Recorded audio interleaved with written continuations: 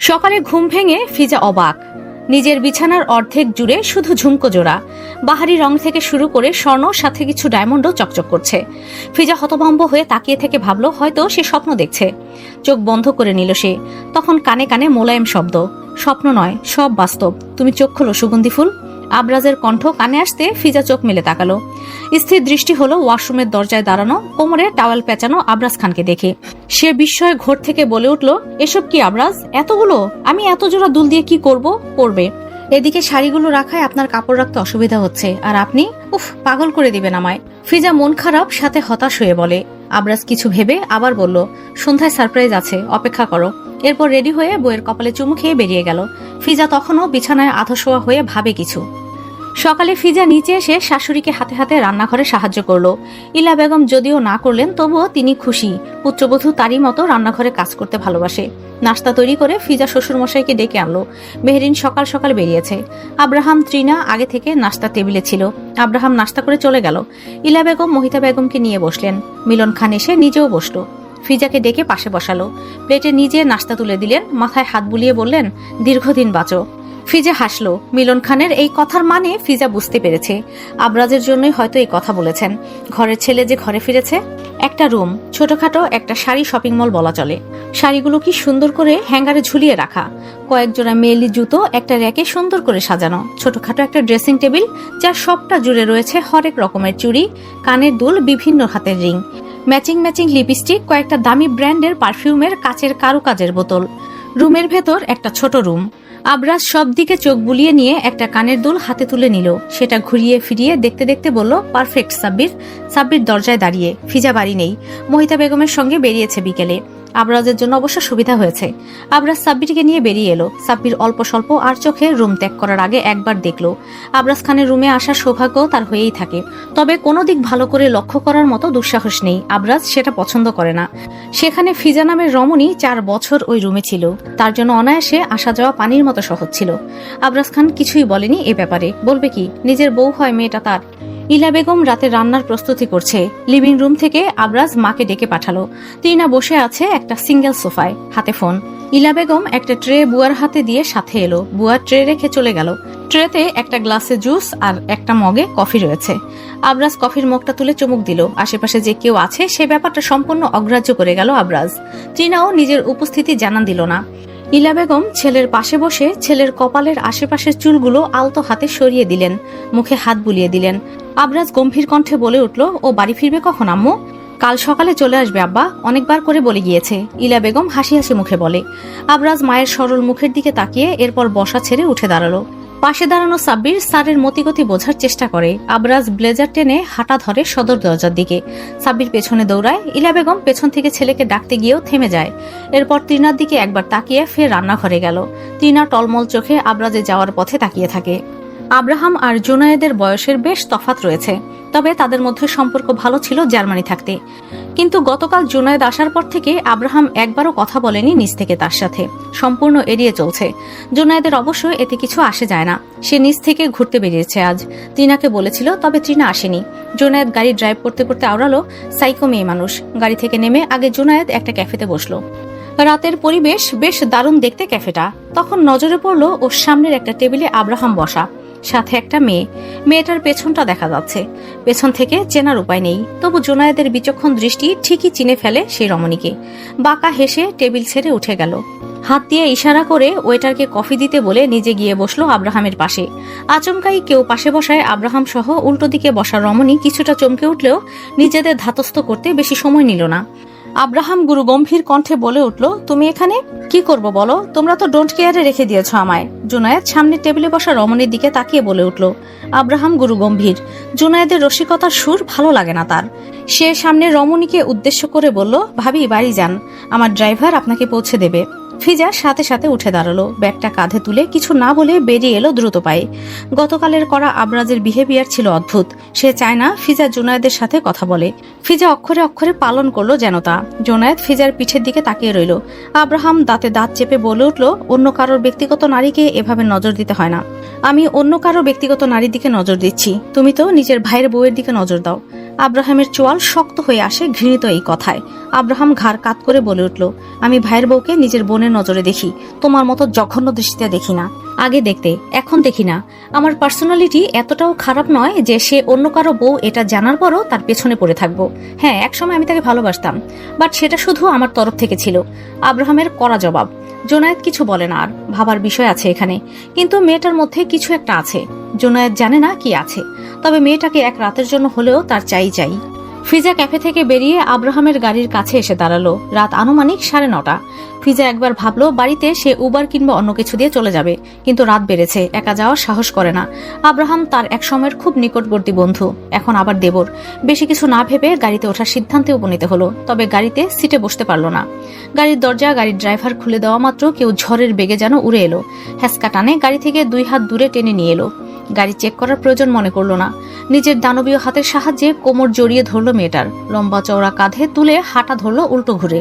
Driver মাথা নত করে দাঁড়িয়ে সালাম দিল। গম্ভীর স্বরে পুরুষটা সালামের জবাব নিয়ে হাঁটতে হাঁটতে বলল, আপনি আপনার স্যারকে নিয়ে চলুন, আমার বউয়ের জন্য আমি আছি। গাড়ির দরজা খুলে ব্যাক সিটে বসাতে ফিজা নিজের এলোমেলো চুল ঠিকঠাক করে বিরক্তিকর স্বরে বলে উঠল, এসব কি আবরাজ? রাস্তাঘাটে মুখ দেখানোর পথ বন্ধ করে দিচ্ছেন। ড্রাইভার আঙ্কেল কি ভাববেন? ইস। আবরাজ ঘুরে এসে ড্রাইভিং সিটে বসে ফিজার সিট বেল্ট বেঁধে দিতে দিতে বলল, আই ডোন্ট কেয়ার। আপনার কাছে এসব আই ডোন্ট কেয়ার হলেও বাট আই ডু। ফিজার এই কথায় যেন আগুনে ঘি ঢালে। আবরাজ নিজের সিট বেল্ট বাঁধল না। ফিজার দিকে ঝুঁকে সে ঘাড়ের ওপর থেকে চুলগুলো আলতো হাতে সরিয়ে দিল। সঙ্গে সঙ্গে ভাসে গভীর ক্ষত, গোল গোল চিহ্ন। আবরাজ আবার সেগুলোর ওপর ঠোঁট বসালো। নিজের রুক্ষ সিগারেটে পোড়া ওষ্ঠদয়ের সাহায্যে আবার তাজা করে ক্ষতগুলো। ফিজার দম বন্ধ হয়ে আসে। কলিজায় চিনচিন ব্যথা আর বুকে অসহ্য এক যন্ত্রণায় কুকিয়ে ওঠে সে। আবরাজ ব্যথাতুর শব্দে আরো উন্মাদ হলো। গাড়ির ভেতরে জ্বলতে থাকা লাইট অফ করে বউয়ের ওষ্ঠদয় আঁকড়ে ধরলো। ফিজা ফুপিয়ে উঠল। নিঃশ্বাসের শব্দ বলছে সে আহত। আবরাজের কর্মে সে মর্মাহত। আবরাজ বউকে সময় নিয়ে গাঢ় করে প্রগাঢ় এক চুমু খেলো। অন্ধকারে বুকে শক্ত করে জড়িয়ে ধরে নিজের বুকের বাঁ পাশে ফিজার ডান হাতটা চেপে ধরে বলে উঠল, এই যে এখানে এসে একদম ঠিক করনি তুমি, এর জন্য তোমার শাস্তি প্রাপ্য সুগন্ধি ফুল। ফিজা তখন থেকে থ মেরে বসে আছে। আবরাজ জড়িয়ে ধরা অবস্থায় ফিজাকে যে নিজের অনুভূতি ব্যক্ত করেছে সে এ ব্যাপারে সুনিশ্চিত। কিন্তু এই আবরাজ খানের মুখে হৃদয় বিদারক কথা স্বপ্ন নয় তো? ফিজা বিশ্বাস করতে পারে না। তবে কি সে জায়গা করতে সক্ষম হলো আবরাজ খানের হৃদয়ে? সব প্রশ্নের জবাব তো একটু আগের ঘটনা কথা থেকে সত্যি প্রমাণিত হয়। আবরাজ ফিজাকে নিয়ে নিজের বাড়ির রাস্তা ধরল। ফিজা কিচ্ছু বলল না। বিশেষ কারণে সে এসেছিল আব্রাহামের সাথে সাক্ষাৎ করতে।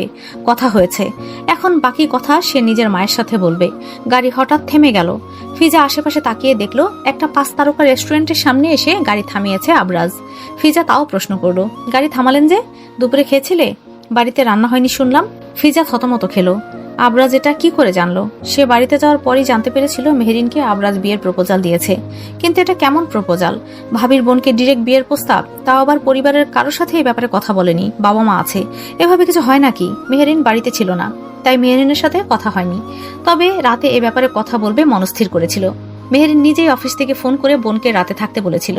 তবে এর মধ্যে আব্রাহাম নিজ থেকে কল করেছিল, বিধায় দেখা করতে এসেছিল। মায়ের সাথে কথা কাটাকাটির ফলে মহিতা বেগমের প্রেশার বেড়ে গেছে। বুয়া ছুটিতে আছে। ফিজা মাকে খাবার তৈরি করে খাওয়ালেও নিজে কিছু খায়নি। আবরাজ 3 তলা গিয়ে দেখে দেখে একটা কেবিনে ঢুকলো। 2টো টেবিল, কোনায় বসলো বউকে নিয়ে। ওয়েটার এলো সাথে সাথে। মেনু কার্ড দেখে আবরাজ ভাত আর হাঁসের মাংস অর্ডার করলো। রাতে অন্য কোনো অয়েলি খাবার শরীরের জন্য ভালো হবে না। এরই মধ্যে ফিজা ফ্রেশ হয়ে এলো গিয়ে। কথা হয় না তাদের মাঝে। খাবার এলো 15 মিনিটের মধ্যে, শুধু একটা। ফিজা ভুরু কুচকে জিজ্ঞাসা করলো, আপনি খেয়েছেন দুপুরে? হ্যাঁ। খাইয়ে দেই আমি? আবরাজ বাইরের খাবার খায় না। বিদেশ থাকাকালীনও সে কখনোই বাইরের খাবার খেত না। নিজে যা পারত রান্না করে খেত। এরপর তো নিজের নিজস্ব সার্ভেন্ট হলো আঙুলে গুনবার মতো। ফিজা এমন কথা বলেও তাজ্জব বনে গেল, কারণ আবরাজ খাবে না এই খাবার। ফিজা কোনো রকম খেলো। আবরাজ বসে বসে বউকে দেখলো। ফিজার খাবার শেষ হতে হাত ধুয়ে এলো। আবরাজ ততক্ষণে বউয়ের ব্যাগ নিয়ে বাইরে বেরিয়ে এসেছে। ফিজা আর সেটা নিল না। আবরাজ গাড়িতে বসে ব্যাগ পেছনের সিটে রেখে দিল। ফিজার মনটা আপাতত ফুরফুরে লাগছে, ভালো লাগছে। গাড়িতে বসা মাত্র কথা বলল আবরাজের সাথে। আবরাজ গম্ভীর, ফিজা একাই বকবক করলো। গলির ভেতর ঢুকেছে গাড়ি, তেমন মানুষজন নেই। বাড়ি থেকে একটু দূর নির্জন পরিবেশ। গাড়ি থামালো আবরাজ। ফিজা প্রশ্নবোধক চাহনিতে তাকায় আবরাজের দিকে, সাথে প্রশ্ন করলো, এখানে কেন? আবরাজ নিজের সিট বেল্ট খুলতে খুলতে ব্যস্ত কণ্ঠে বলল, চলো রাত্রির বিলাস করবো আজ আমরা। ফিজা ভুরু কুঁচকে নিল। রাত 10:30টার কোঠা ছাড়িয়েছে, বাড়ি যেতে হবে। আবরাজ সিট বেল্ট খোলার পরপরই নিজের ফোনটা বাজতে লাগলো। সাব্বির কল করেছে। আবরাজ বিরক্ত হলো। ছেলেটা সর্বক্ষণ তার রোমাঞ্চে বাগড়া দিতে প্রস্তুত। কল রিসিভ করে আবরাজ কানে ধরলো। ওপাশ থেকে কিছু বলল সাব্বির। ফিজা শুনতে পেল না। তবে আবরাজ বিরক্তিকর স্বরে কপালে ভাঁজ ফেলে দাঁতে দাঁত চেপে বলল, জাহান্নামে যাক ওই মেয়ে, ডিসগাস্টিং মেয়ে মানুষ, বলে কল কেটে দিল। ফিজা বুঝতে পারে না কিছু। আবরাজ ফিজাকে বলল, আজকের রাত তোলা থাক। ফিজা শুধু ঘাড় নাড়ল। আবরাজের রাগের কারণ কি সেটা কিছুটা হলেও অনুমান করতে সক্ষম হয়েছে সে। তাই কথা না বাড়ানোই উচিত মনে করলো। এসেছো, ঘুরো ফিরো, এনজয় করো। শুধু শুধু আমার সাথে রাগ দেখিয়ে চলে যাওয়ার তো কোনো মানেই হয় না। আমি তোমার প্রেমিক নই। এসব করে সবার কাছে তুমি হাসির পাত্র হচ্ছ। নিজের জন্য হলেও এসব ড্রামা অফ করো। নেক্সট টাইম আমি এই ব্যাপারে আর কথা বলতে চাই না। লিভিং রুমের সবাই আবরাজের কথাগুলো মন দিয়ে শোনে। ট্রিনা লাগেজ হাতে দাঁড়িয়ে, রাতের ফ্লাইট রয়েছে তার। রেগে চলে যাচ্ছে সে। এটা কোনো কথা নাকি? আবরাজ না আগে ওর প্রেমিক ছিল আর না স্বামী হবে, এমন কোনো কথা ছিল তাদের মধ্যে? অসুস্থ সে। আবরাজ হসপিটালে ভর্তির জন্য তার বিয়ে করা সদ্য বউ ফেলে সে 7 সমুদ্র পাড়ি জমিয়েছিল। এতে তার লাইফ কতটা ক্রিটিক্যাল কন্ডিশনে এসে পৌঁছেছিল সে সব ভাবলেই তো নিজেকে অপরাধী লাগে। একটা মেয়েকে বিয়ে করে সে ফেলে চলে গিয়েছিল। মেয়েটা কিভাবে সামলেছে নিজেকে। আবরাজ নিজেকে সাধু প্রমাণ করে না, তারও দোষ রয়েছে।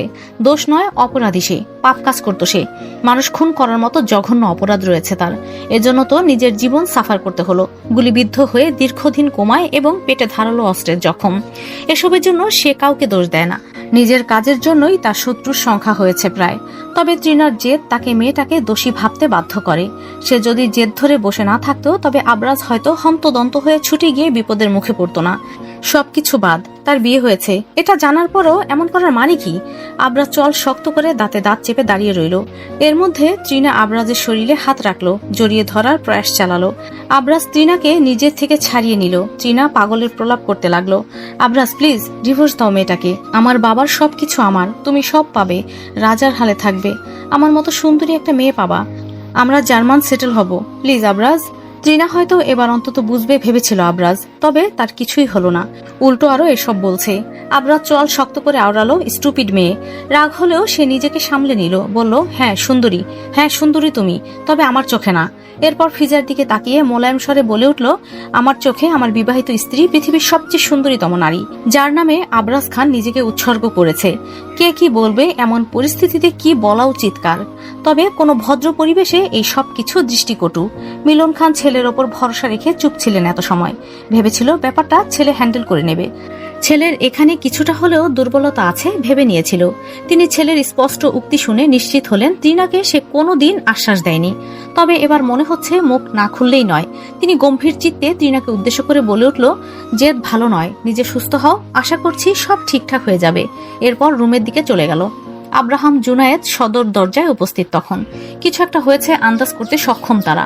সবাই দাঁড়িয়ে থাকলেও আবরাজ নিজের পাশে দাঁড়ানো নিজের বউকে কোলে তুলে নিল আচমকাই। এরপর সোজা সিঁড়ি বেয়ে ওপরে চলে গেল। পেছনে কয়েক জোড়া চোখ বিস্ময়ে ফেলে গেল। আবরাজ রুমে এসে ওয়াশরুমে গেছে। আধা ঘন্টার বেশি সময় হলো, কিন্তু এখনো ফেরার নাম নেই। ফিজা পানির শব্দ পাচ্ছে। শাওয়ার নিচ্ছে আবরাজ। সে দরজায় নক করলো। আবরাজ গম্ভীর স্বরে ভেতর থেকে জবাব দিল, ডিস্টার্ব করো না, তোমার জন্য ভালো। আবরাজ, এসব কি পাগলামি? পানিতে ভিজে রাগ পড়বে? বেরিয়ে আসুন, আমি বলছি এক্ষুনি আসুন। সাথে সাথে দরজা খুলে ভেজা শরীরে বেরিয়ে এলো আবরাজ। গায়ের সাদা শার্টটা লেপ্টে রয়েছে শরীরের সঙ্গে। বলিষ্ঠ দেহের ভাঁজ স্পষ্ট। আবরাজ বেরিয়ে সাথে সাথে ফিজাকে কাঁধে তুলে নিল। ফিজা হতভম্ব হয়ে গেল। নিজের চুলগুলো মুখ থেকে সরাতে সরাতে বলল, আবরাজ, ভেজা কাপড় ছেড়ে আসুন, ঠান্ডা লাগবে। তোমার উষ্ণ আলিঙ্গন আমার ঠান্ডা দূর করতে পারবে, সো সেটা নিয়ে টেনশন করো না সুইটহার্ট। বলতে বলতে আবরাজ বউকে ধপাস করে বিছানে ফেলে দিল। ভেজা শার্টের অর্ধেক বোতাম খোলা। সেভাবেই বউয়ের ওষ্ঠদয় আঁকড়ে ধরল। ফিজার শ্বাস বন্ধ হয়ে আসার জোগাড়। আবরাজ উন্মাদ। বউয়ের সংস্পর্শে এসে রাগ পড়লেও নিজেকে কন্ট্রোল করতে পারল না। ফিজা আবরাজের বাহুতে খামচে ধরে চোখ বন্ধ করে নিল। আবরাজ বউয়ের ঘাড়ে ঠোঁট বোলাতে বোলাতে নেশাক্ত কণ্ঠে বলল, বলেছিলাম না ডিস্টার্ব না করতে, এখন সহ্য করে নাও।